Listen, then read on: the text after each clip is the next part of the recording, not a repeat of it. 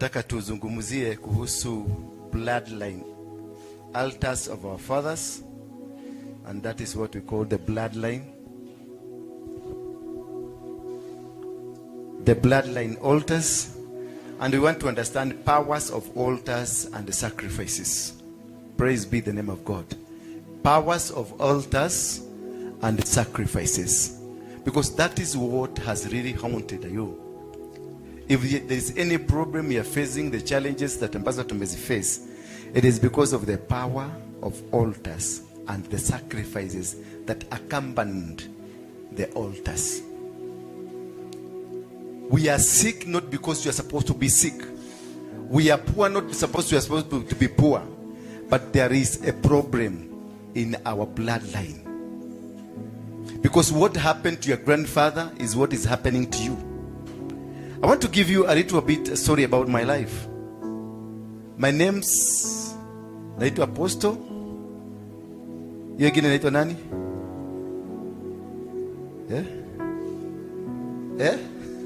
Mpaka sasa hivi mnaogopa kutaja hiyo jina. Apostle Dora Waruinge. Bwana Yesu asifiwe sana. Nilizaliwa huko pande ya Rift Valley in a place called Molo. But I was born literally where my father used to work in Kericho, a hospital called Kaplong Hospital. Bwana Yesu asifiwe sana. This is my story, and I want you to relate with your story. I normally don't preach a lot, but I give my story because my story will empower you. I'm a walking testimony. Sema walking testimony. Nimewambia nilikuwa jela kamiti, mashini kafuguliwa ninyogwe nikufe. It refused. Denos? It refused. Ikasema no, this man has a testimony that has to be shared by other people around the world. And that's the greatness of you. Whatever that you're going through, it is a testimony that God is building. And this testimony will change somebody at one time. When I was being in committee, tulikuwa tunachona hizi maguo, na wengine walikuwa natengeneza viti, wengine walikuwa nafanya engineering, wengine wa in IT. When we came out, some of them followed me, and we started a project here. This shirt I'm seeing, this is my product. The trouser I am is my product. Ile kitu ambayo si product yako ni hii kiatu. And I'm trusting God. In 3 months from today, sitavaa kitu kutoka pale ile kile. Bwana Yesu asifiwe sana. Na wewe unang'ang'ana na hapa mtupa na nini za wazungu wametupa wamekupatia. Anyway, si vibaya kuvaa nguo. I'm not si kuangalia kwa ubaya. But there is one thing I want you to understand, that you have the power. The power of becoming is in your hand. In the book of Genesis chapter number 1 verse number 28, that is where we're going to start. Mimi napenda sana kuangalia situation hivi inaenda namna gani, so that niweze kukusaidia. Kwa wale bado hawajajua, mimi ni yule alikuwa kiongozi wa Mugeke. Hiyo sitowagi kwa sababu mimi ndio nilianzisha, na nilianzisha nikiwa 17 years old. Ukiwa 17 ulikuwa unafanya nini? Bado nilikuwa nikiwa 19 I had 1 million in my pocket. Nilikuwa nimesumbua inji mpaka ikanipatia kitu. So the power of becoming, it is not with your mother, it is not with your father, it is with you. What you want, you will become. What you've decided, you become. I met the other day my friend yule alimbanga yule mwimbo Modeni wagai atora gioneka. Hiyo nyumba hiyo wimbo ilipigwa kwa nyumba. Hiyo cassette kila Mkikuyu alikuwa na hiyo wimbo kwa nyumba. Modeni ukikuta mama kiosha nyumba. Modeni wagai atora ati masikini wa Mungu ayetakaga na Mungu. Mimi si masikini wa Mungu. My God is not a poor God. My God is a rich God. I belong to a God who is rich. Bwana Yesu asifiwe sana. That man prophesied to himself. Do you know I met him akisukuma baiskeli? Because you become what you prophesy to yourself. You are the greatest prophet. Not me. I'm not your prophet. You are the greatest prophet on earth over your life, over your business, over what you do. You are the greatest prophet. What you prophesy, you will become. If you want to be rich, you become. Me, I refuse. I remember one day nikiwa chokora. Mimi nimeenda mali mingi nikiwa chokora. tulikuwa tunafanya uchokora pale Githurai. That is where the Dandora dumping site was, in Githurai. Then it was pushed to Dandora. We came here with it, we founded it here Dandora. And then here nilikuwa chokora, nilikuwa na glue na kiguru. But I am the one who gave permission dori yoyote kuingia 50 bob. Bwana Yesu asifiwe sana. I was a chokora, but any lori kuingia 50 bob lazima utoe. Bwana Yesu asifiwe sana. So the situation you are does not dictate you to become poor, because God has blessed you. I want us to read this, Genesis chapter number 1 verse 28. Ndio uweze kujielewa kwanza, because nataka nikutoe mahali huko ndio uanze kujielewa, ujue ni nani, alafu nikupeleke kwa madhabahu. Sasa inasema hivi, tuanze 26, Genesis chapter number 1 verse 26. Then God said, let us make man in our image, according to our likeness. Let them have dominion over the fish of the sea, over the birds, and over the air, and over the cattle, and over all the earth, and over creeping thing that creeps on earth. That is the mind of God. First, before you start doing anything, you build anything in your mind. If it is a business, you build it in your mind. If it's a family, you build in a mind what you want to become. If it is a kind of a business, you build it in your mind. And God said, let us make a man in our likeness. Then the man that you are going to create will have dominion. Immediately, before even you are formed, God had decided what you are going to be. The business you have founded, you must found it in a foundation of understanding and knowing what it shall become. Si ukieka kakioski ya kuuza maskwiti, jua one day you want to be a wholesale. You build the whole at the incept. Ukianzisha the program, you build it until what you want it to become. If you have started to have what? Kitu inaitwa kama you want ka kioski kadogo pale, then inside you build a supermarket. You are starting as a small business, but inside you look at a supermarket. Ukifungua kila siku unafungua supermarket. Ukiuza unauza supermarket. Whatever you are doing, you do in a supermarket or a wholesaler or somebody big. But your mentality ukiugia kakianza kinasema tu nijifenyeria hapa, unajua Mungu yuko tu, lakini that's the dead of you. The original mind that you have will set your pace to what you become. Me, I was a chocolate, but I controlled. Nilicontrol watu mtu. Nafikia lori ni ya pesa gapi? Lori then is 5 million, 3 million. But I will stop you with your lori. I will kataka hapa. Na mimi hata sina, na siku hata na hata wewe. Nilikuwa just a poor person. But my mind was, I will control. The power to control, you gain it. The power to become, you gain it. The power to success, you gain it. It will not come. It will not find you. You must gain it. You must command. Let there be sun, and the sun became. Let there be light, and the light came. And he said, this man will have dominion. The mind of God, this man will have dominion. The mind of God, this man will have dominion over fish, over birds, over animals, everything that is existing. This man that we are planning to create will have dominion. That's victory. If you have that in your mind, umeshinda first one. Umepenya katika ulimwengu wa kiroho. Anything that you see here, it first starts in the ulimwengu wa kiroho. Anything you are seeing, you are a creation of what? In the spiritual realm. Any victory and any loss starts from the spiritual realm. If you are told that I'm going to give you this place and start a business, you don't have even a coin, then you say, oh, mimi siwezi. Hai, mimi. Pesa itatoka wapi? Hiyo biashara hata ukifanya nini? You failed. Bwana Yesu asifiwe sana. When I was a chocolate, I never accepted in my life that I would be one. And because of refusing to accept yourself that you be one chokora, one day I remember, I never knew this man, but I came to know him when he was gunned down. This Rasta Maderi and the Wanogo and all those kind of people. They were 3. I never knew them, but they will come to Dandora and they give me a bag to pelekea hii bagi mahali, and I will take it to moja in a building pale banastanga Inako. That is where I used to take it. I never used to know I'm carrying guns, and they will give me money after carrying it.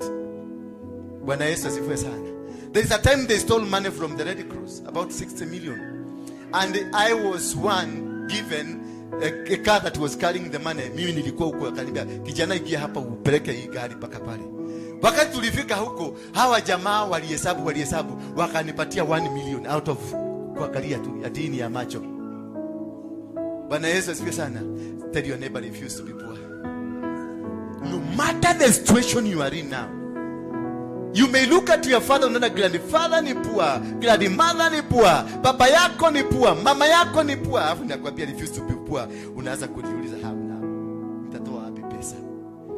This world is composed of destinies.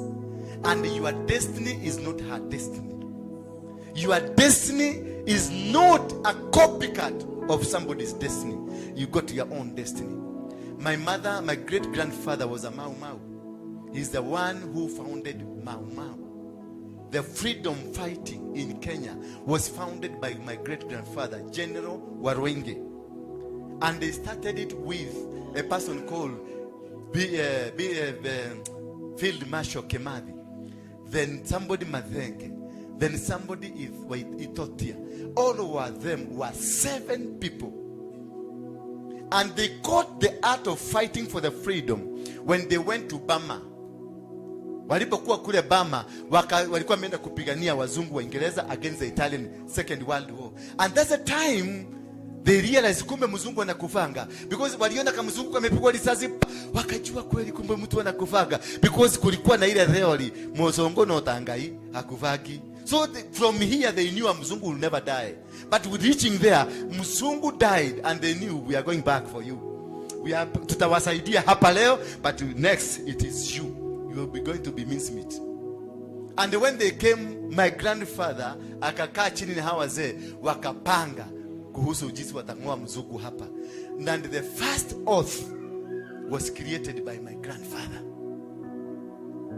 The first battle, pigana ya kwanza, kushika kama Mzungu ka kwanza na kukavinya, it is my grandfather and kina Kemadi. And they were 7 first cousins. All of them their first cousins.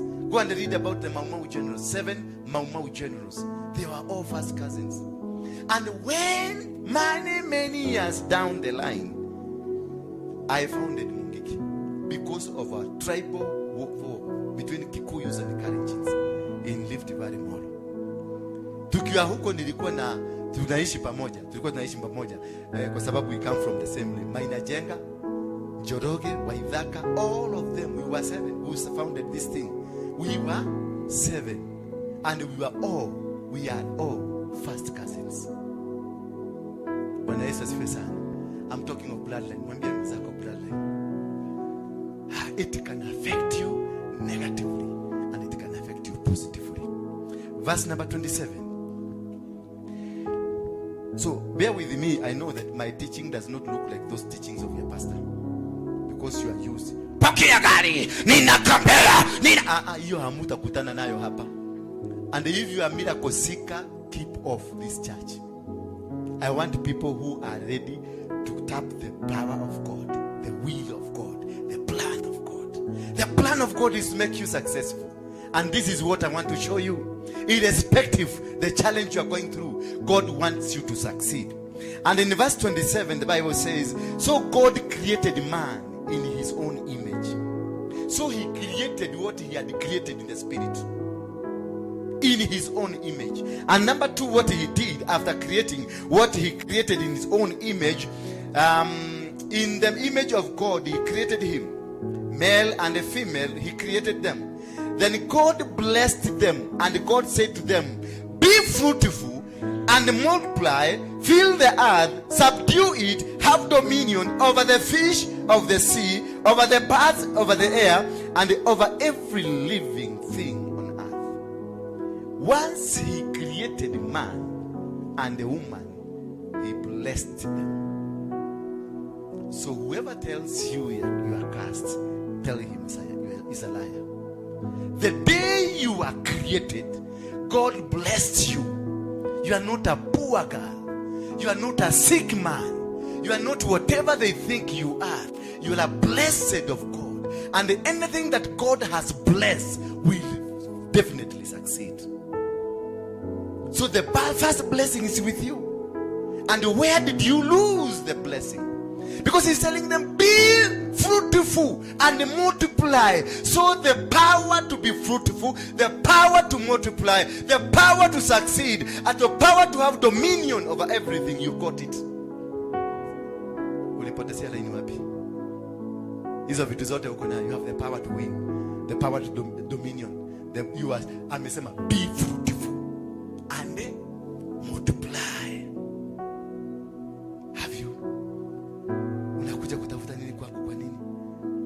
Kuwekelea mkono ya nini? Na amesema, na already you are blessed, umebarikiwa. Umefanya nini? And he blessed them. The first thing he did after seeing what he has done, he blessed them. So you are a blessed person. Tell your neighbor, I'm a blessed person. Nimebarikiwa, mwambie nimebarikiwa. Na umwambie ukitabasamu na sura mzuri, wacha kukaa hapa kuja sura ya umaskini. Wacha kukaa hapa kama maskini. Kaa hapa kama tajiri, knowing that I'm a son, I'm a daughter of the Most High. My father is a king. Say for myself, mimi ni mtoto wa mfalme. Baba yangu ni president, hata mimi ni nini? Ni president. Sinaona Uhuru wa Benjamin tunyalila hapa. Kwa sababu baba yake alikuwa nini? Na umwezi kumfanya kitu. Sasa hizi anazunguka Kenya. Niliona juzi amepanda ndege ya jeshi. Enda sasa kwa sababu si president ukae pale na placard. Uhuru usipande president. No. Akuna trapping of the blessings of his father. What are you? You have the trapping of the blessings of our Father who is at heaven. The Father who created you. We first creating you here. Na akakubariki hapa, kisha akakuachilia katika dunia hii.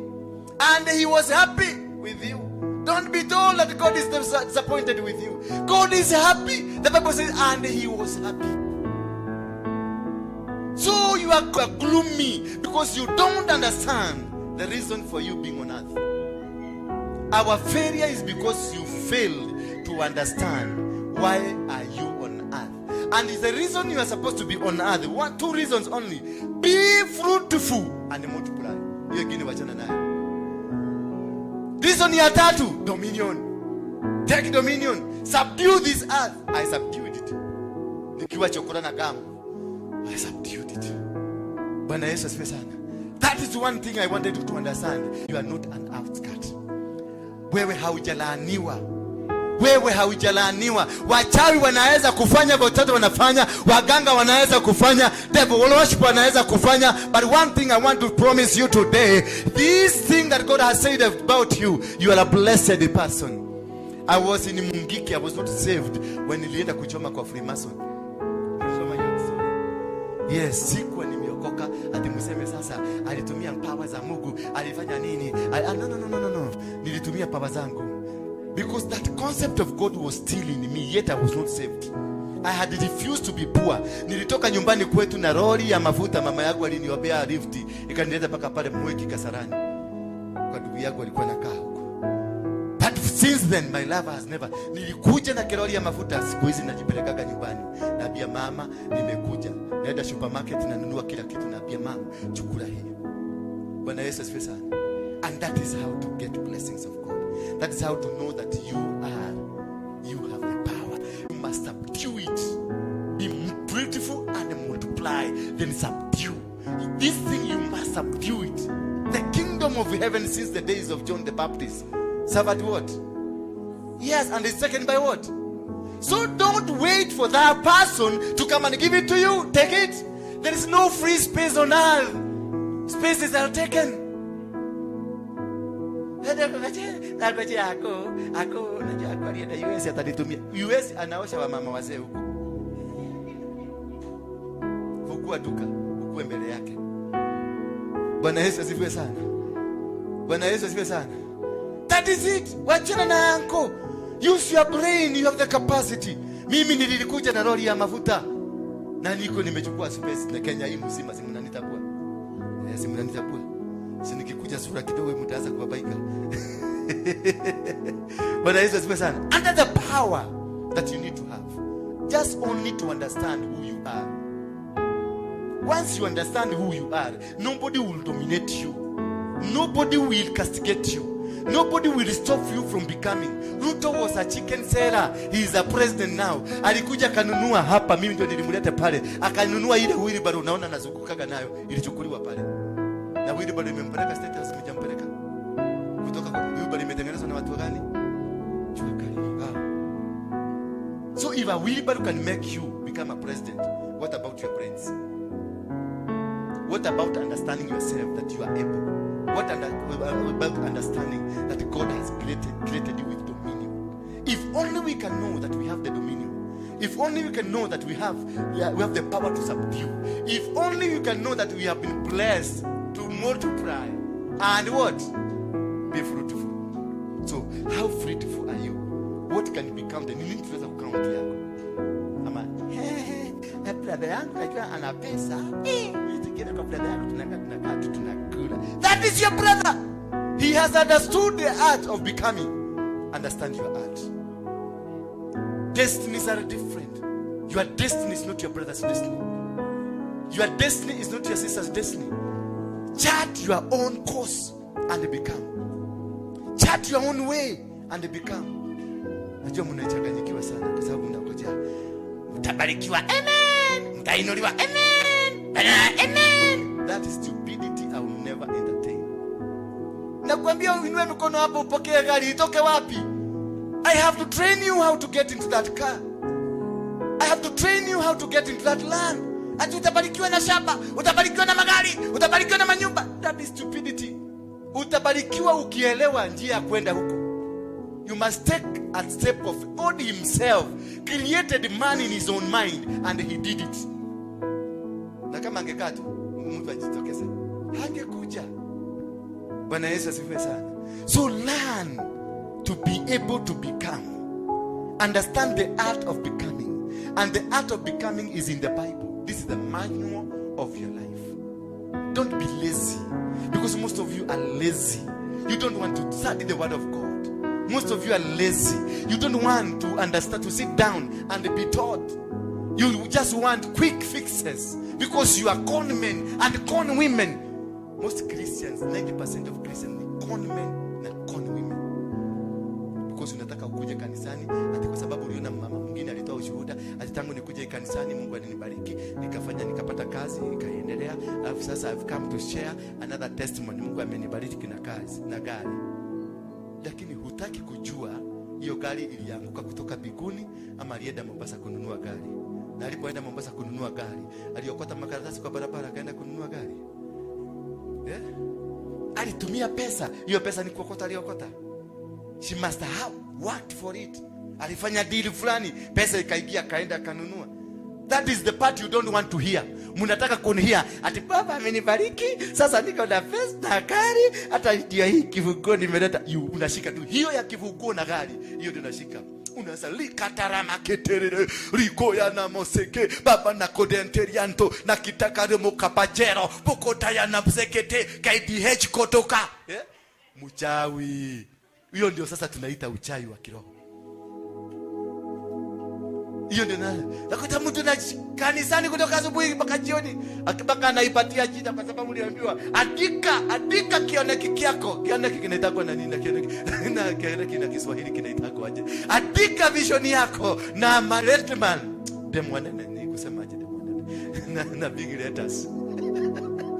Sasa unaandika kwa karatasi nataka pajero KDH what na iwekwe seats za black na ikuwe na muziki yuko ndani. Sasa unaopa. Ukitoka huko unataka kuwa maskini. Sasa unatoka hiyo kanisa unasikia nganga amekuja Nairobi. Nyote bu. Sasa ukiambia muombe. Kwa sababu umegeuka, umekuwa mchawi wa kiroho. Wewe kazi yako ni kuangalia na mama amekuja na kigari. anatulikia tu. Acha tamuona venye atafanya. Huyu mwangu aje, kulikuwa na wengine hapa wakaaguka. Kwa hivyo wewe ndio unaogeaga, kulikuwa na wengine wakafanya nini? So you are a witch. Bwana Yesu asifiwe sana. Anything you see on earth belongs to you and it's given to you, and God told you one thing: you must subdue. So will you be able to subdue something that is not resisting? Why did God tell you subdue? He told you to subdue because he knows the earth will try to refuse. That is why he has given you the mandate to say no. You earth, get down. You have to listen to me. I have the mandate to command you. Bwana Yesu asifiwe sana. And until you come to realize this is a mistake that you are doing, this is a mistake that you are having, then we need to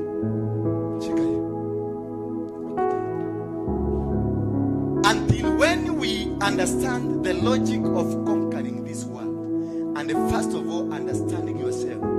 For you to win any battle, you must understand yourself. You must know who you are. You must know that you are blessed. Number one, say I'm blessed. Number two, I'm supposed to multiply and be fruitful. You can never be able to multiply or be fruitful if you don't have the mind of being blessed.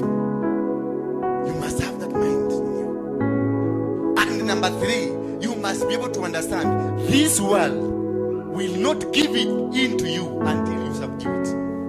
And that's why it says subdue the earth. Then after subduing it, have the dominion, sit on it, control it. Bwana Yesu asifiwe sana. Lutu alituambia maidi uka, the first day will be sworn, the next minute uka shilingi 100. Bwana Yesu asifiwe sana. Akawasubdue, akawadominate. Sasa aliwaambiaje? Kumpatia mwaka ngapi? Because naamu kupiga makelele ama mtokee kwa barabara. Sasa hapana. Leje bukati kuja tufanye kitu na nyingine maana ametudanganya. Nani anaongea? You are still comfortable. Hata imeongezeka kuliko ya uhuru. Bwana Yesu asifiwe sana. Imeongezeka kuliko ya nini? Na next month bado inaongezeka. Umukigojea mwaka ikikuja. Sasa atoboa amejipanga na amekaa venye alikuwa anataka. Sasa hapo ndio atatoa sasa mabawa. Amesema wings to fly. Sasa mtakuwa mkimwangalia akiwa pale juu na nyinyi mkiwa hapa. Na mnazidi mko hapa mkibaki mkiwa nini? Mahasira. This is what we want us to look at. Get the book of Jeremiah chapter number 1. The book of Jeremiah chapter number 1. We talk of the Bible, verse number 4. The Bible inasema ya kwamba before you were born,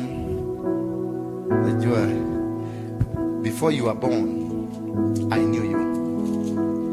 It is coinciding with the book of chapter number 1 of Genesis. God created you in his own mind first, then he brought the real you. Jeremiah verse 1, chapter number 1 verse 4. Then the word of the Lord came to me saying, before I formed you in your womb, I knew you. Before you were born, I sanctified you and I ordained you a prophet to the nation. Aha, Lord God, behold, I cannot be able to speak, for I am a youth. That is Jeremiah. I cannot be able to speak. No, God was speaking to Jeremiah that before you came, before your father and your mother met, I knew you. So you were in the minds of God, and he set you apart. He sanctified you and anointed you to become a prophet unto the nation. So you are still a blessed person. You are still that person that God intended to create. That before you were born, I knew you. Before you came to this world, you had already been anointed. You had already been set apart and consecrated, then anointed to become a prophet unto the nation. So you are disqualified from that poor man. You are disqualified from that man, that woman of a devil. Because God, before you were born, God knew you. Before ulizaliwa, God knew. He set you apart. He sanctified you and consecrated you, meaning the devil is not supposed to see you. You have been locked somewhere by God. But still Jeremiah still continued to say, aha, Lord, I don't know how to say. And this is the problem we have, that we don't know how to connect with our God, because we still believe we need someone to come and touch us. Touch. Your miracle. You can touch your miracle, your neighbor can touch my miracle. Bwana Yesu asifiwe sana. Tell your neighbor, can touch my miracle. Until you know, because Jeremiah said, aha Lord, behold, I cannot speak, for I am a youth. Because why? You have continued to be a youth. You have refused to grow in the spirit world because you don't want to study the word. Unataka tu kulishwa chakula, unataka kusikia nabii, umetokea Waruinge ndio akikutachi tu maneno yanakuwa sawa. Huko ndio kuna maneno mkikaa ikikosa kuingia kwa sababu you are just ignorant people, mnahamia kwa Kanyari tu madhuri maneno ikue. A lazy person tu madhuri maneno ikue. How? Ati nimeona muujiza wa gari tu madhuri how? Kenya is leading in the world na mambo ya betting. And hapa Central, they are leading in betting because we have believed in easy things, easy money, becoming rich easily. Ukakosa kuelewa huyu mtu ameleta betting, anakupatia pesa, anakupatia 10,000 utimekula. Is he not in business? He is practicing the art of dominating. That is why he has dominated your children at home. Hata wewe nilikuona kwa rurumuka.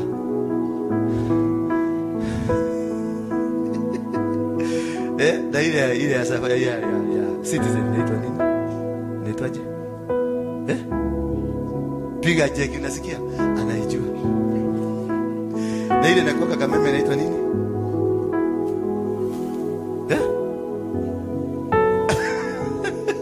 Wangapi hapa wako najua tala? Tala ni nini? Tala. Ni alone. Ni wangapi wako na app ya tala? Ina mkono juu. Mimi na mkono juu vizuri, wako na app ya tala. Na hiyo ingine itakuwaje? Plant. Plant. Branch. Nani wako na branch? Branch na mkono juu. Branch. Inua mkono. We are all slaves.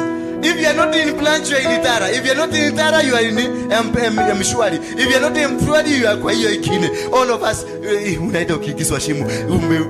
Because they knew the art of taking money from you. Ati, you are qualified. Hiyo ya Mshwari, hiyo ya Mshwari. Ndio hiyo ikine ifaje? Fulisa, you are qualified. Fulisa. Nani hayuko kwenye Fulisa hapa? Mwenye hayuko kwenye Fulisa inua mkono juu. Hata mimi niko kwa Fulisa. Bwana Yesu asifiwe sana. Hao na akaweka jina mzuri Fulisa. Kwa sababu ni kufulisa yeye. And that is a demon. That is an altar. That is an altar of poverty. Tala is an altar of poverty. Branch is an altar of poverty. Fulisa ni altar ya poverty. Because wangapi umejaribu kujitoa kwa Fulisa umeshindwa kabisa. Either ni ya airtime ama ya hii hati Fulisa. Uko nakuta mtu ako na 93 si za kupiga kwa sababu ni za hii iko na Fulisa tuma kwa hii. Bwana Yesu asifiwe sana. You have been captured. And the people who captured you, niliwaambia juzi, they own the country. They control because they understood the art of God. Dominate. Domination. All this is a principle of the kingdom. It's not about salvation. Because so many of us, we became saved. Tukakia kanisa, tukakuwa wajinga. We stopped thinking. We stopped doing the will of God. We stopped moving the way. A principle is different from salvation. A giving is a principle. At a Waruinge, they give. Freemasons, they give. Waganga, they give. That is a principle of heaven, of the kingdom of heaven. But now when it comes to salvation, it is the holiness that connects you to the kingdom. If it is, tuseme sasa utajiri ni salvation. Wakenya simu kwa matajiri. Wadokole. Simu kwa wale wanajua kuomba usiku saa 9. Lino kata la baba. Rike ripo usiku saa 9 usiku. Unasumbua plot mzima watu hawalali. Alafu asubuhi hiyo wale watu ulisumbua. Mama Gerard. Haki nimeona tu unipatie tu vijiko tuwili ya sukari hata watoto wangu wako. No mimi ukiwasumbua. Na walitaka peace ndio waamuke wakafanya kazi ndio upate mali ya kukopa. Bwana Yesu asifiwe sana. Jeremiah told God, I'm still but a baby. Tell your neighbor, mature from today. Mature. Once you mature, God will give you a direction of what you are supposed to be. Once you mature, God will only work with mature people. God will only work. When Abraham matured, he was given a responsibility. Abraham was told, usitoke na mtu wa kwenu, lakini akaotoka na kijana wa brother yake Lutu, wakaanza kutembea na yeye. And the day he started moving with him, suffering started. Nakumbuka mpaka kuna mahali alifika akapatiana bibi yake akasema huyu ni dada yangu. Because of walking with Lutu. And he was told, don't go with anybody of your family. Because your family has the highest altar. His father had the highest altar on the land. And this altar will obstruct this man from becoming. Watu wengi hapa, you are suffering because of your grandfather. You are suffering because of your grandshosho. Shosho yako alikuwa mganga na alikuwa mchawi. Alafu father mofea akakuja, akawaombea, akawaambia sasa hiyo kitu endeni mchome. Mukakibia na huko mkaenda mkachoma. That is unimaginable. An altar, you can't go back an altar. An altar is a spirit and it's alive. You need to know how to break it. You need to know. For you to be disconnected from this altar, you need to know what is the power behind the altar. How did it start? Where did it start? Who was the originator? How many years? Bwana Yesu asifiwe sana. How many years? Guka alikuwa mganga, ni guka mgani? Unasikia ni guka wa guka. Sasa hapo guka wa guka, hapo katikati ni wangapi? Guka yenu wako na 100. Sasa unaambiwa ni guka wa 100, maguka ingine 3. Hiyo ni miaka gapi? 300 to 400. Then kwa sababu umekuja nimekuwekelea kama mkono hapa na umekwata na roho, unaanza kuongea na hiyo lugha yako. Rika baba, nakemea mapepo, nakemea giva, nakemea. Unakemea kitu ya miaka 400 na salvation yako ni miezi 3. You must have the direct instruction from God how to do it. And that is why God, Jesus, when he was teaching people, aliwaambia pray and it shall wa Kristo.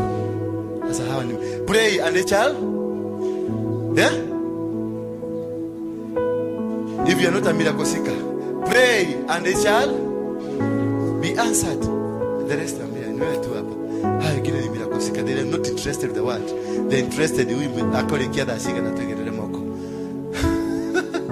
He told these people, pray and you will be answered. Then number 2, he told them what? Seek and you find. If you are praying na umeomba, and there is nothing, there is no answer, there is nothing happening to you, stop praying. Kama umeomba usiku mchana and everything, that nothing is happening, the more you pray, the more you become poor. The more you pray, the more you become sick. The more you pray, the more you do this. Go seeking. That's what Jesus was telling them. Seek to understand why is God not answering your prayers. Bwana Yesu asifiwe sana. Go seek to know why is your prayer. You've gone to every pastor in Nairobi and nothing is happening. There must be something wrong. There must. So that is the time now you stop praying. You get into seeking. Now seek God. Muulize, why are you? That's how usiende kumuomba. Muulize, why are you not hearing my prayer? Then God will reveal. Utaona kwa ndoto. Utaona cho washo mkiwa na yeye mahali mkikula na yeye. God has taken you, anakuambia ni madhabahu ya shosho washo ndiye nikukamata. Bwana Yesu asifiwe sana. Unajua huo ndio mlango ule umefunga maisha yako. Huu ndio mlango ule umefunga biashara zangu. Huu ndio mlango ule umenizuia kusucceed. The moment you know huu ndio mlango, that is when he tells you knock. Because you've known the door that is locked. Now that is when you knock with a sacrifice. That is the time you'll go to the man of God with a sacrifice, because you understand the demon you are fighting. Lakini don't fight a demon blindly. Eti kwa sababu umeenda umetabiriwa unaambiwa ati kuna mlango umefunguka. Yes, seek to know ni nini. Seek to know what kind of a demon that is operating. Kuna watu kama sisi tuli operate in the demon of our great grandfather. I did exactly what Waruinge did. Waruinge alitengeneza maumau, mimi nilitengeneza mungiki. Tulikuwa 7 cousins, walikuwa 7 cousins. So wakati niliweza ku-identify this is what that is haunting me, I stopped it. And I caused my own. Because when a family has a family altar, any family that has an altar, even ya waganga, if your grandfather was a muganga, you have a family altar of a muganga. If you've ever done an abortion, kwenu Bwana Yesu asifiwe sana. Kama kwenu kulikuwa kunapigwa pombe kwa wale Wakikuyu wa Muratina na wale Waluya wa kwetu wanakunyonga ni pusa. Ile ya kukunywa na mlicha, wanakunywa ni kiapo. Hiyo unaonaga wamekaa kila mtu ako na mlicha yake. That's an oath. When you eat together, it binds you. Inakwashika. Ndio unakutanga wanaongeleaga, enda Kibera utakuta kuna vilabu zinapiga muziki mzuri sana ya Kiluya. Na vijana huko wanapiga muziki, wanaimbia, hawa wanakunywa wakivuta, because this is an altar making them to sing, making them to be drunk. So poverty inaendelea kuwapenya. Nakuta Kibera mtu anafanyanga budget ya 100 shilingi sapa na familia watu 7. All what you need ni maharagwe ile imechamushwa na supu yake, familia mzima na kaugali unaweka. Lakini ukimkuta kwa kilabu ya busa, lo. So if ukajipata unapiga usherati, imekata immorality, imekata kabisa. Investigate, utakuta Guka alikuwa na mabibi 30.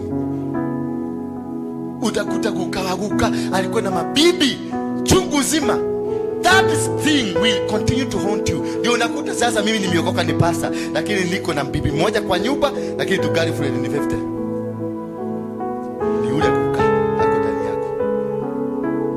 I'm a pastor, but I cannot be able to resist. Nikiona mwanamke mmoja can I see you in my house?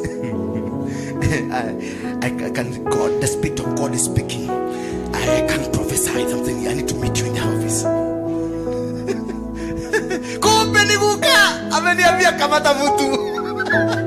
You are of my generation. You are of my mother-in-law. Kamata mtu. Na nikikuingiza pale hutaresist. I mean, Pastor, because the altar has taken over. It is running over, controlling. When you face the altar, it will control. Poverty is an altar. Ukiona mujiri kwa pombe iko na pombe, iko na na usherati, iko na uchawi, that is an altar of poverty. Kule kwetu nasikianga maeneo za uchawi, kuna wachawi wengi. The places are very poor. Bwana Yesu asifiwe sana. So that is now seeking. Seek to know, why has God not heard my prayer? Because when there is a door locked, the prayers will not be heard. No matter how you pray for you need. There are prayers, and they are also connecting yourself with God by offering sacrifices. A sacrifice is different from what we call an offering.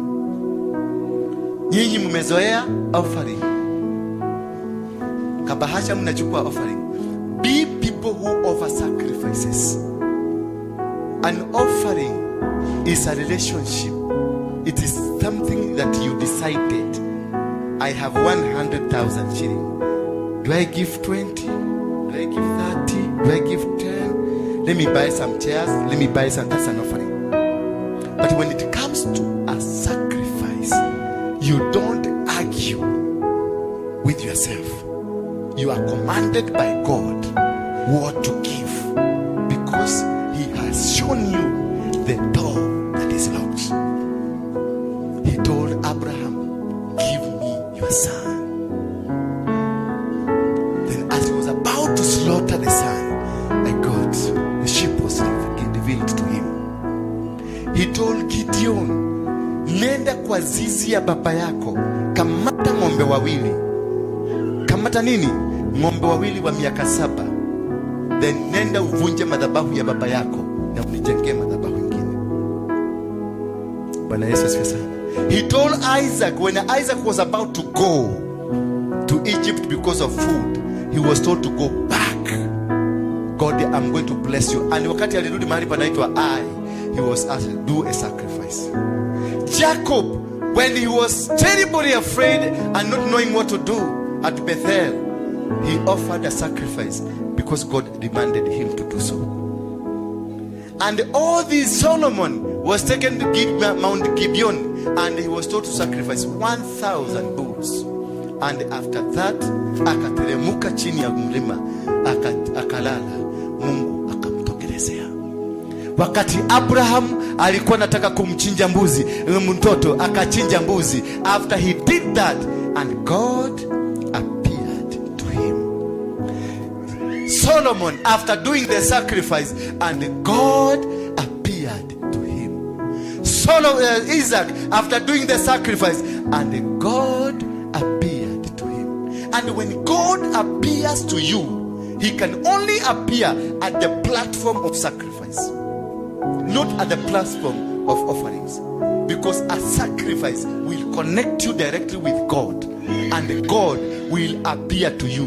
The day God appears to you, he comes with a promise.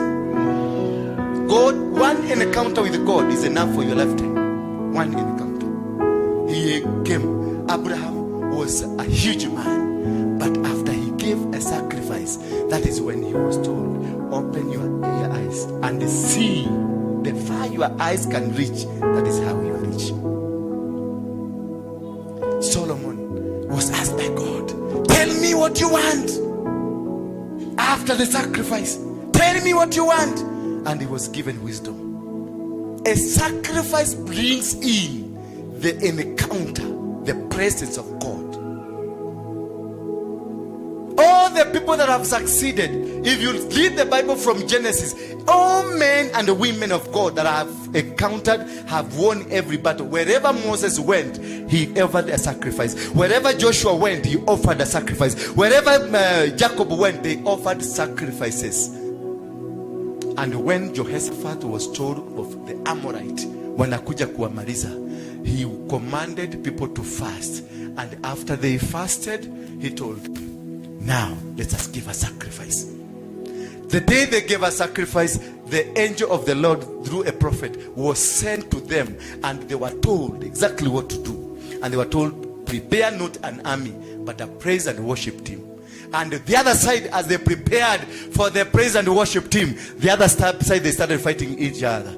And they were told 3 days later that all your enemies are dead. When you offer a sacrifices, you raise an altar. Praise be the name of God.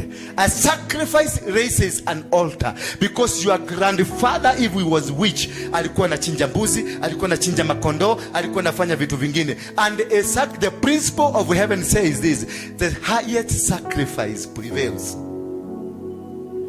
Wewe ukuje hapa utoe shilingi 10,000, na huyu mnarogana na huyu, mmekuja ni kuombea, naye huyu akibie kwa mganga atoe 1,100, ya huyu ndiye itafanya kazi.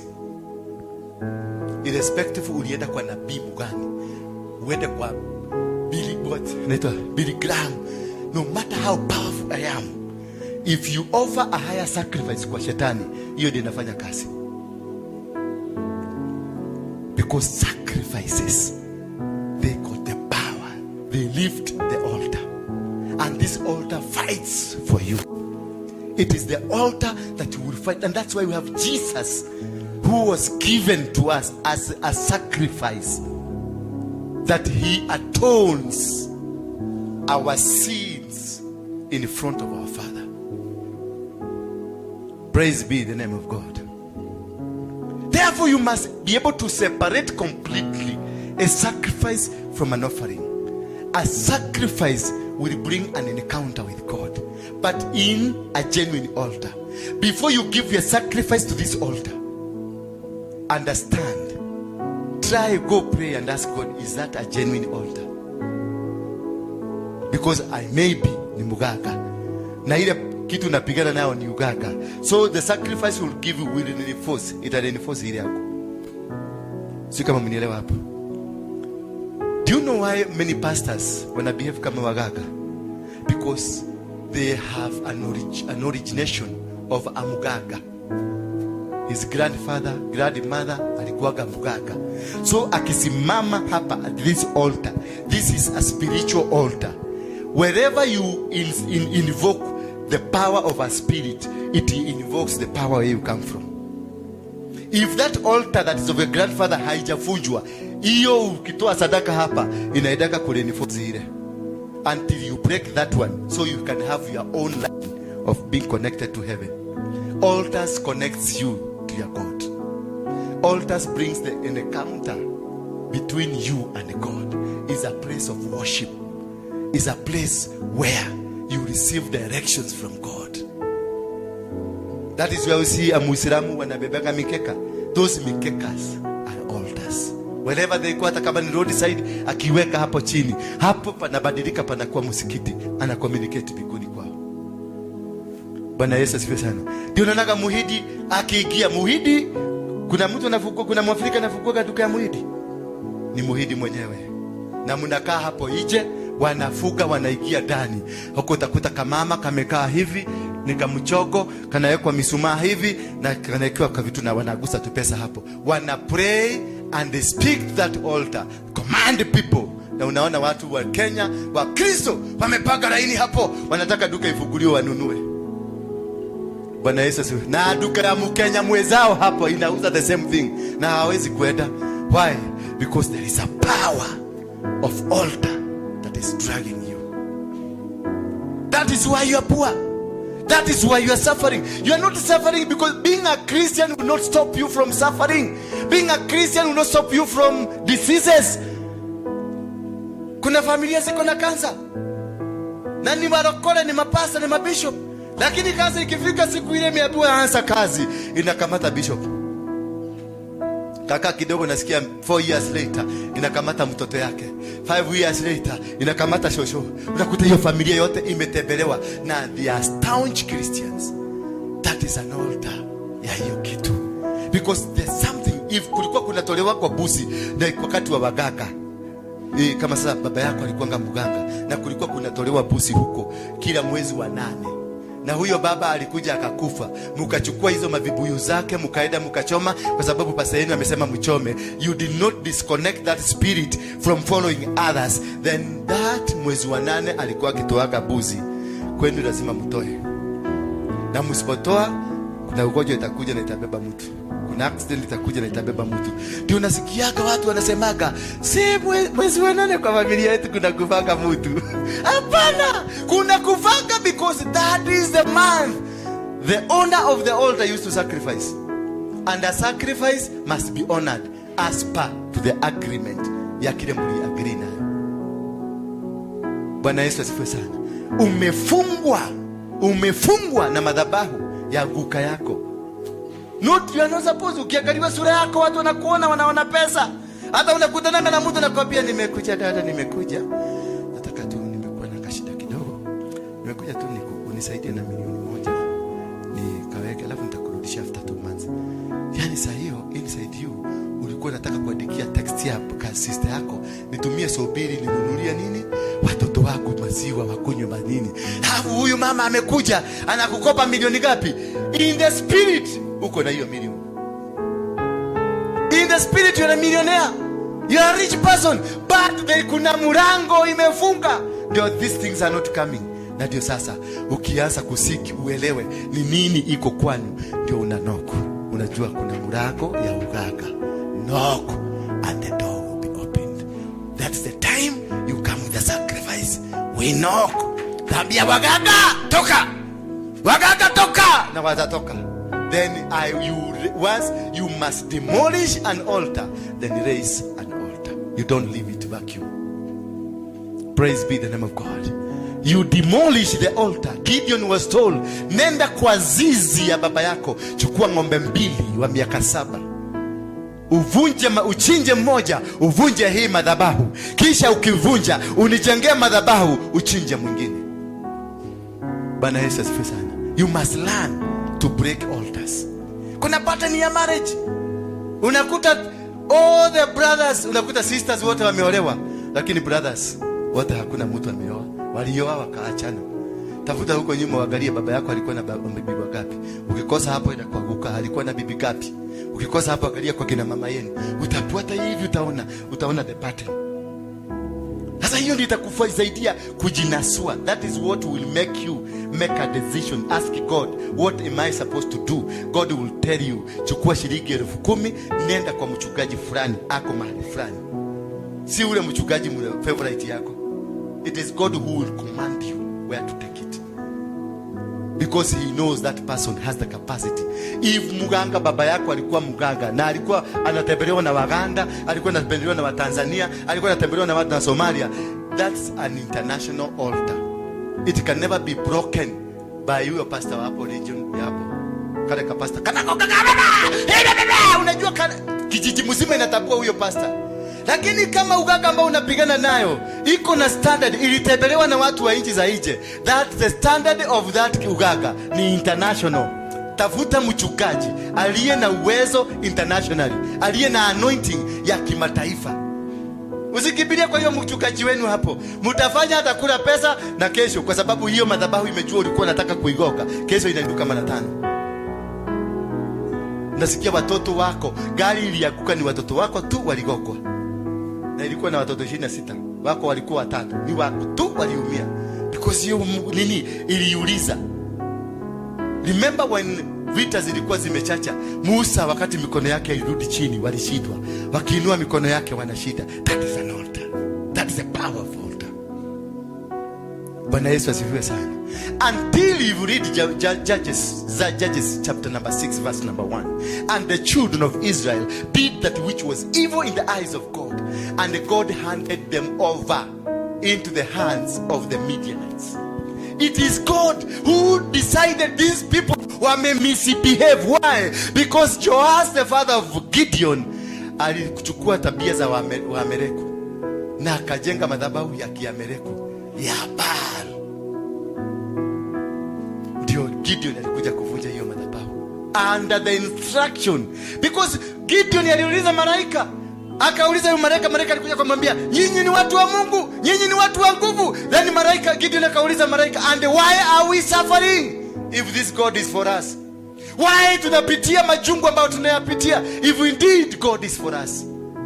In the God we are told alikuwa na Abrahamu, huyu Mungu ambaye tunaambia alikuwa na Musa, huyu Mungu ambaye alitoa wana wa Israeli kutoka Egypt, alienda wapi? Kama Gideon angekuwa amesoma verse 1, angeuliza hiyo maswali. Kama angekuwa amesoma nini? Verse 1, angeuliza maswali. Maana ilikuwa na jibu verse 1, did evil in the eyes of God, and that is why they were handed over in the hands of who? It is God. Therefore you must understand the demon you are fighting, ama the challenge that is in you. Maybe it's God, ni Mungu anawachapa. Na nyinyi hapa niko pepe hapo kukemea mapepo. Pepo toka, tunavunja mapepo. Heri kabarina kata, ni kokorina. Waachana na hiyo story. Understand the war that is in your family. Maybe it is God fighting you. Gideon aliuliza swali, and where is this God? Na kama angesoma verse 1, ati watu hawa wanatupiga, ni Mungu aliwaachilia wakuje. Kwa hivyo pia ni watu wa Mungu kama sisi. Hallelujah. You may be facing a challenge, but Mungu anataka kukunyorosa. Mimi nilikataa, siku nataka kuhubiri kwa sababu ya venye nilifanywa na mpasta mwingine hapa. Sikutaka hata kidogo. Nganga Harrison, huyu Bishop Harrison, ndio bishop yangu na ndio my spiritual father. Akakuja akanilea, kuna siku nilikuwa nataka kuua mabishop wote Kenya hii. Wote nikanunua buduki hapa Isiri. Kwa sababu ya hasira. Unaekelea 35 million zinaenda, alafu mtu anakuambia kanyaga ije. Na niacha naambiwa pale asikanyaga ije. Na mimi ni mkubwa. Nilijiuliza, huyu mtu anajua mimi ni nani? Does he know mimi ni nani? Because it was his failure. He never sat me down. Tate kaniambia umetoka ufalume huu, sasa umeingia ufalume wa kunyenyekea. Bwana Yesu asifiwe sana. So I blamed him big time. Na nilimchukia. Na ni Mungu tu aliokoa. Harrison Nganga ndiye aliokoa hawa watu. Tukia tumeenda kuiba kwa banki nyingine hapo. hapa Barclays hapo Rudhuri Avenue hapo silashikia. Kuna Barclays iko hapo. Sio kama iliisha. Sasa ni hapo sasa. Hiyo bagi tulipatiwa kazi huko. Ilikuwa na 40 million tulikuwa tunaenda kuchukua huko ndani. Bwana Yesu asifiwe sana. Usiniangalie sana. Nilikuwa mwizi. Hakuna kitu sijafanya dunia hii. Ile kitu sijaifanya, sijaimwaga damu ya mtu. Lakini ingine yote ni bring it, I've done it. Wakati wa kupanga kuingia kwa hiyo bank, vijana wangu akaniambia usikie kwa sababu ndio komanda, usikie kaa nje utuangalilie maneno. Kumbe wale walitupatia kazi ilikuwa polisi fly squad. Manager akaambiwa toka. Manager akakuwa ni fly squad. Waiter ni fly squad. Mtu wa maji kufagia huko ni fly squad. Watchman ni fly squad. Vijana wangu wote wakaingia. Mimi nilibaki pale kwa hiyo nyumba inaitwa Menegai. Pa hiyo Ng'ang'a alikuwa anaitaka hiyo nyumba hapo juu kuhubiri. Nikiingia Ng'ang'a kipada hivi akaniguza akaniuliza, wewe ni Waruinge? Nikamwambia mzee, uko na kichwa mzuri usipite wende. Akaniuliza, wewe ni Waruinge? Nikamwambia mzee, jipe shughuli. Kwa sababu sasa naangalia masaa ya kukaza kazi na kimzee kimekuja hapa kinaanza kuniambia wewe ni Waruinge na sitaki kujulikana. Nikamwambia mzee, una akili mzuri, si uende. Mzee akaniwekelea mkono hapa. Aliniguza tu hapa kwa bega. Nikasikia kwa, nikapasuka mara mbili tu. Baada moja nikakufa. Alinishika kama kifaraga. Tulienda kwa ofisi kama kifaraga. Kufika kwa ofisi hapo chini mabuduki. Toa watu wangu wote wakaisha. That is how niliokoka mara ya ngapi? Ya pili. Kutoka kwa James Maina Ng'ang'a. Mara ya pili niliokoka kwa Harrison. Kwa hivyo hakuna mtu hawezi kuanguka. Tunaanguka lakini by the mercy of God we are rescued. Because there is a purpose and there is a role for you in this world. There is something God has said. There is something that God has in for you. You will make it. I was a chokora. Nilikuwa na bebea rasta bunduki. Nilikuja kujua anakuaga muziki muizi wakati alipigwa marisasi. Na hiyo bunduki iliwekwa kwa gazeti ndio nilikuwa nimeipeleka Umoja. 10 minutes wakakuja wakapigwa. But if God has planned your destiny, you will still make it. Only what you need to identify. What is this that hii ambayo inakuwa an obstruction to your life? What is causing this challenge? What is causing the problem in my life? Yet God has said in the book of Genesis that I have blessed you. He blessed them and he was happy with his works. If look at yourself, go and look at the mirror, ujiangalie and see God being happy of you the way you are. God is happy. Nenda tu ujiangalie, ukijiangalia ujione venye uko, smile at yourself. That is how God is smiling at you. You are not supposed to die because of poverty. You are not supposed to die because unakuta mtoto anakuja vitoto kidogo 12 years nasikia kamepigwa risasi. Coincidentally, si ya mwizi, hajawahi iba, lakini wewe umemtuma mtoto yako, nenda uchukue sukari hapo kwa duka. Akienda kutoka anakutana na risasi kwa sababu waizi walikuwa wanapita. Kwa hapo kuna madhabahu inaitisha. Kwa sababu mtoto wako si mwizi. Ni wewe, ile madhabahu imetime wakati walisa imetuma mtoto imechukua, because kuna damu ilikuwa inatolewa kwenu ya buzi, ya ng'ombe, hata ya watu. Kuna waganga wana sacrifice watu na walikuwa na sacrifice. Juzi hapa nimepata kama msichana kamenipigia simu, sijui kama niseme hapa leo. Kama msichana kamenipigia simu jana, ameniuliza hiyo yuko kuingia kwa Freemason kunaingia kwa aje. Nikamuuliza unataka kuingia? Kakaniambia yeye anataka kuingia. Nikamuuliza sasa unajua huko ukiingia lazima upatiane mama yako. Akaniambia I'm ready. As long as I will be rich, I'm ready. Jana. Yesterday. Na si yako peke yako. Hapo nikamuuliza sasa, why do you want to give your mother? No, I cannot continue living poor. Yeye amekaa maisha yake. Wacha aende. So nyinyi wa mama, tusichana tutoto tu, ukiona katoto labda kanakuonaka kanaona Range Rover. So be very careful. Be very careful, labda kanakuangalia kanaona kakienda Malaysia kuleta misigo. Na hapo mmengangana kanisani. Na kasiana kako kwa Freemason ndio kanakukuraga. Ndio unaona Joshua nani anaitwa nani? Gideon kama angejua ni nini nakula wana wa Israeli. Si shetani, ni baba yao. Ndio alijenga madhabahu. Baba yake Joasi ndio alikuwa amejenga madhabahu. Ende wakalia kama baba yako alikuwa mchawi. Angalia mama yako kama alikuwa mchawi. Angalia guka yako kama alikuwa usijali, enda fanya investigation. Mimi nilifanya na nikagundua mama yako alikuwa maumau, baba yako alikuwa maumau, na bado walikuwa naenda kwa waganga. I had to destroy all those things. Wakati nilikuwa nimekataa kufanya hii kazi ya Mungu, nilikunywa pombe, tukapata green card hapa tu. Tulikuwa sasa, hiyo nilikuwa wakati wa Moi, nilikuwa tajiri, nilikuwa nimetengeneza tu pesa. Nikaambia mama, weka kwa account tuende ng'ambo. Tukaweka milioni 300, tukaenda ng'ambo.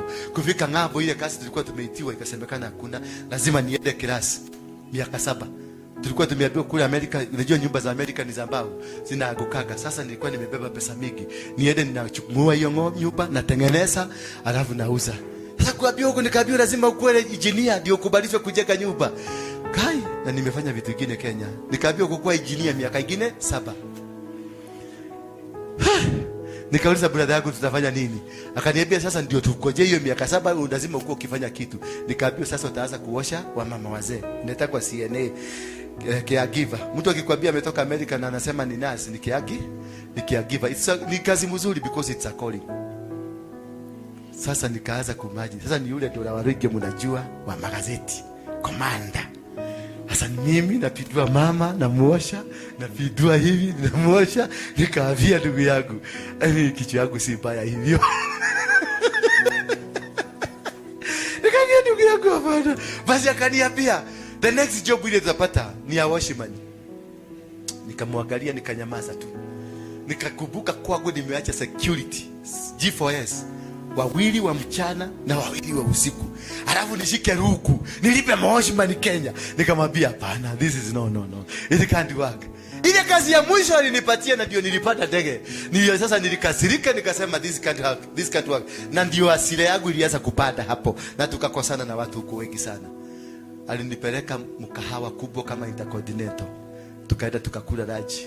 Alafu kaniambia saa ya appointment imefika. Tukapanda hapo juu. Kuingia juu tukakuta ni mochari. Akaniambia this is the best paying job ya mochari. Imagine now the commander in Kenya. Sasa mimi nimekuwa undertaker wa kubadilisha maiti.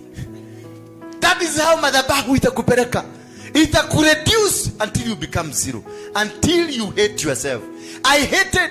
Tukakosana na bibi yangu, tukakosana na kila mtu. Bibi nikamwambia nitakuwa. Na nilikuwa nafikiria tuko Kenya. Nikamwambia nitakuwa wewe. Wewe unanijua mimi nitakuwa. Akaniambia wewe. Hapa ni USA. Hapa msemagi ni sisi tunasemaga. Kovichwa. Button wanafundisha kwa kigia huko. Button kwa mlango, the first button ni ya kuita polisi. Ni button alifinya. Chwa, mimi nikafikiria ni taa na kisha. Kukaa kidogo dakika 20. Hiyo.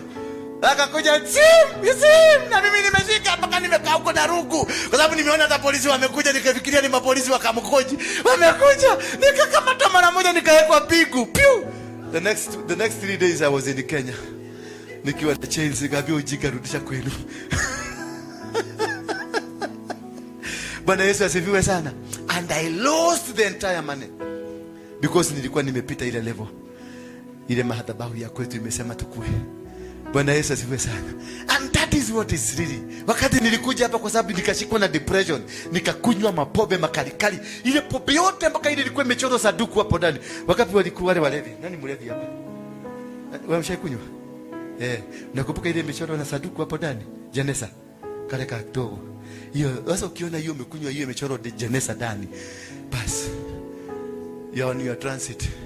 Nikakunywa kwa sababu nilikunywa Jameson, nikakunywa Grand Finish, nikakunywa Viceroy, zote zimefika. Sasa nimekuwa mwili yangu iko na immunity. Ni kosa immunity ama iko na immunity ya kutosikia pombe. Ninakunywa na sisikii pombe. Sasa nikaanza kukamata hiyo kwa sababu nilikuwa nimefika level ya kutetemekaka. Nilikuwa asubuhi nikiamka natetemeka. Mpaka hata ni harufu tu inakuwa sasa soba. Sasa nikaanza kukamata hiyo. Nilikuwa nikienda nyumbani lazima nibebe kachupa hako kadogo. Sasa ilifika mpaka nimelewa, nimekosa mpaka nguvu na breaks za mwili. Nakuta mafi tu imeanguka na sijui. Sasa unasikia, unafikiria ni pesa imeanguka, ukienda kuinua unakuta ni nini? Ni kimafi kimeanguka. That is where I was. Harrison alikuja kunitafuta nikiwa mrefu. He was told by somebody, "Mulia mtu tuliopea hapa ikanisa. Najua ni kukufa na kufa." Akauliza nani? Nadora si alienda Amerika. Wewe tadie kongu, enda kongu. Umukute hapo. Haki alinitafuta, alilia. Huyo mzee nampenda haki. Alilia machozi aliponiona. Kama niko na trouser iko na maua. Unaona kama hii trouser iko na tumaua tuzuri. Yaani lines, contour. Wale walisoma walifanya nini? Geography. Sinakumbuka contour lines zilikuwa. Na nini? Ni makojo. Sasa nimekaa mwezi masijaiona. Hata nilitupa hata wewe. Sikuwagi na kwa sababu kameraruka siogagi na nuka kama thege. Nganga alikuja akaniangalia hivi, alipiga magoti kwa katikati ya barabara. Alipiga magoti akalilia Mungu. Hakukubali niingie kwa gari yake, lakini alitumana kwa kuna supermarket na hapo Gongo inaitwa Homeland. Akasema ninunuliwe nguo hapo. Akanisema tafuta mahali uende ubadilishe nguo. Hata nikiingia kwa gari nilikuwa bado nanuka. Kwa sababu ya uchafu. Hapa nilikuwa nimejichora vizuri. Bwana Yesu asifiwe sana. When the altar has decided to deal with you, I'm telling you my friend, until a person mkubwa mwenye ako na mamlaka inayozidi ile altar inafanyika kwako, that is when you will be rescued. All of us here, we are suffering because of this. All of us here, we have this challenge. Yet, yes, we are Christian. It is not bad to be a Christian. I am a Christian, a staunch Christian, a believer. The zeal ile nilikuwa nayo kwa Mungu nilileta kwa Ukristo. Yes. That is why you see I'm working day and night, because I want to change. I know how this thing can do to you. I want to change people, and I will. Under the grace of God, I will. That's now kama unasikia nikisema mimi sitakaji watu wazuri. Watu wazuri hapa ukuje Kristo. Fanasifiwe. Unakuja unanihagi kubwa na kikisu, nasikia kwa mgoko. Christians are the dangerous hypocrites you can never. Ukiulizwa hypocrite, usiende huko kwa bar. Hypocrite unakuwa kanisani. My hypocrite, they're in the church. We must change our relationship with God. We must change the relationship we have with God for us to succeed. Because tulikuwa tunaigia ba, hata kabla ukai chini unakalishwa na wale wengine. Wewe ita! Patia hiyo mtu ile kitu anataka. Na hajali unataka kunywa pesa ya pombe ya pesa ngapi? Wewe ita! Wewe pelekea ule mzee ile kitu nakuja. Sasa hiyo nimekamata chupa yangu ya Viceroy ni muzika. Naletwa muzika ingine. Kaka kidogo na wewe ita! Patia ule mzee ile kitu anataka. Love that is in the bar, if it can be transported into church, we will conquer everything. We will conquer. That love.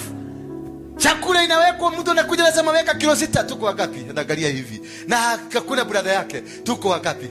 Anaona tuko watu 20. Weka kilo 6. Chukua kwa kabusi. Utengeneza kwa kabusi. Huyu mwingine anasema wewe, chafua hii mesa.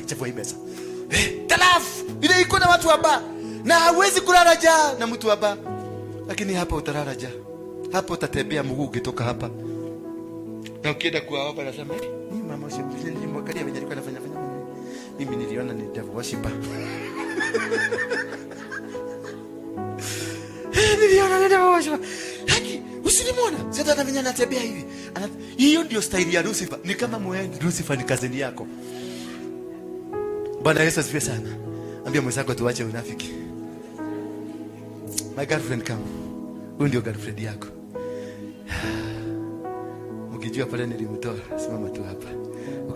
Mpatie microphone. Nataka upatie hawa watu the story. Ukubali tu nikutumie kabisa mpaka tukoboe hawa watu. Nego, utagofia makuone wewe. Utagofia makuone. Watakuona vizuri hivyo. Sasa waambie unaitwa nani? Praise God. Bwana asifiwe. Na uheana karogano liwega. Kutoka ile siku ulinipigia simu. Bwana asifiwe. Praise God. My name is Jean Jerry and I'm a born again Christian. When I came into this place, it is barely 2 weeks now. 1 week. It is Friday, almost. last Friday. It was last Friday. Last but Friday. I called Apostle. I've been a secret follower. I normally follow the teachings in YouTube. So watching, unaona hiyo imekushika, hiyo inakubamba unaacha.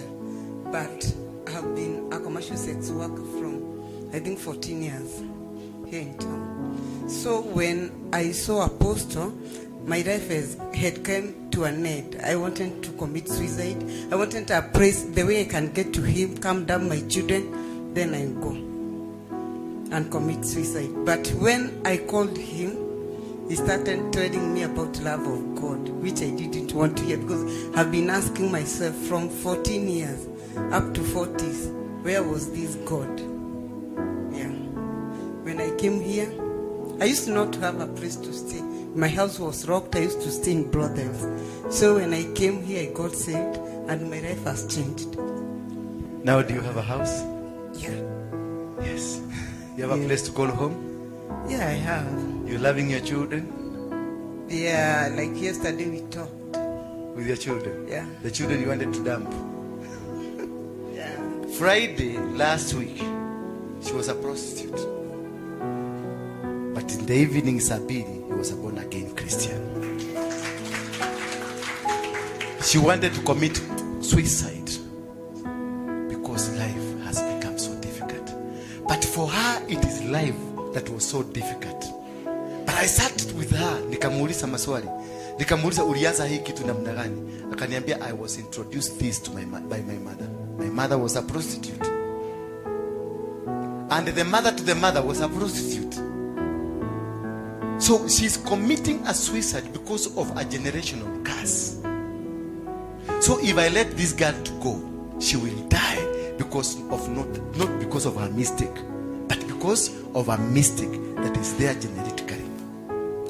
If I will not show this girl love, aliniambia mimi sasa sina kwa kwenda. Nilipomwambia hapa, the demons zikaamuka. Ulifanywa nini? When I went back to brothel the following day after Kesha, I met my friends because I had come with one of my friends. Then she left me here. I met, they have burnt everything which I had there except my ID. Walikuwa wamechoma nguo zake zote kwa sababu amewasaliti. Walichoma na walikuwa wanataka kumpiga. Si ndio? Yeah. Alafu ikakuaje? Nikaona if I fight I'll be. And you are a fighter? Of course. Mm-hmm. I look one. Lakini akaona nikichapana Ukristo yangu itaaguka. Wakati aliniambia hivyo, nikajua madhabahu imeanza kumuacha. Bwana Yesu asifiwe sana. Madhabahu imefanya nini? Nikamwambia sasa fanya hivi. Ukakuwa disappointed tena. Ukaenda Jivaji. Nikaenda nikalala Jivaji, nikapigia Apostle. Akaniambia now what you have to do.